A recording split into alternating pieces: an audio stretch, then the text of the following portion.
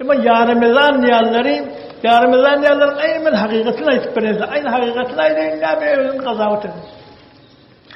Bir vakit yarımızdan sıra ayrılıp, yarımızdan eğilip, şu vakti aytılıp, moğurladık. Ben kalkın fakirde Bukhara'dan okuyup gelenlerden. Benim kalka dedim, şu yarımızdan neymiş dedim. Şu farz mı, vacip mi? Farz, vacip mi irak etti? Ona biz çıkardık dedim. Biz çıkardık.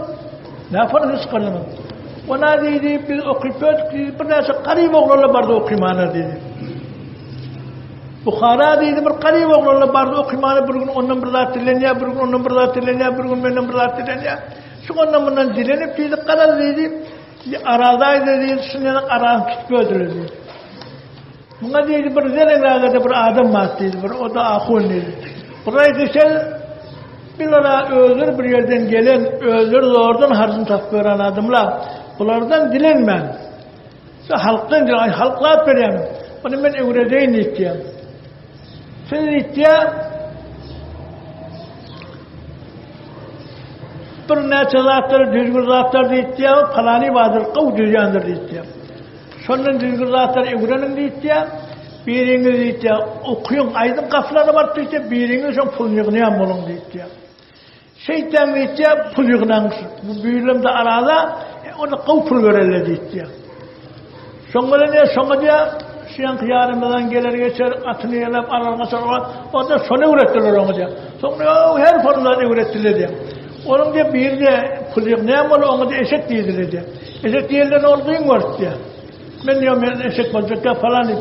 Hem oraya da bol gelmeyen olayım olmasa ihtiyam. Ömrüden tafamda okuyacağım burada. Aysal'a koy tahammül edeyim. Bir ayette bir de pul yığınayan olacak. Bunu evvelki nöbeti 35 tümen.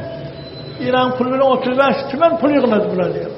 35 tümen hayır pulu diye o vakti diyor. Ama bunu diye insanlar gelen iliyken bundan da kavrağı yığınar. Sonra her yılda buna diye takriben diye aradan ortas medenine de onu örttürüyor olmasıdır. Ortas medenine bulunma. Sol iki nefer diye bir diye pul yığınayan olurdu, bir yemekten olurdu diye. Sonra diye sol adamlardan ne pul yığınadılar diye. Şimdi garip oğlanın zatları diyor ki ona şey istedi diye. Ama sonra diye sonra diye zenana böyle ki bula diye ona iğne çıkıradılar diye. Şimdi zenana iğne çıkarlarına ona diye ona koyulmalı onlara koyun diye dedi. İnni koyun.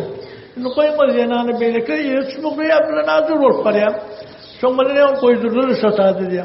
Yine koydursana diye, yine sonra sotadı akım olup bir kaydırdı diye.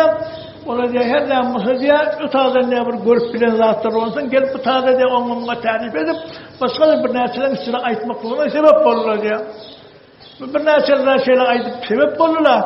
Yarımızdan aytırdılar, bir nesiden yok ya yol, çelikten sebep olurlar. Aslan getirmediler, aytırmadılar diye.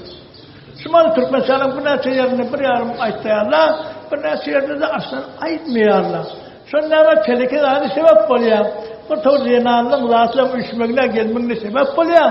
Biz beraberin sözü sebep oluyor olmasa, biz Turan'dan sonra sebep olmayıp onu ayıttırmadılar diyor.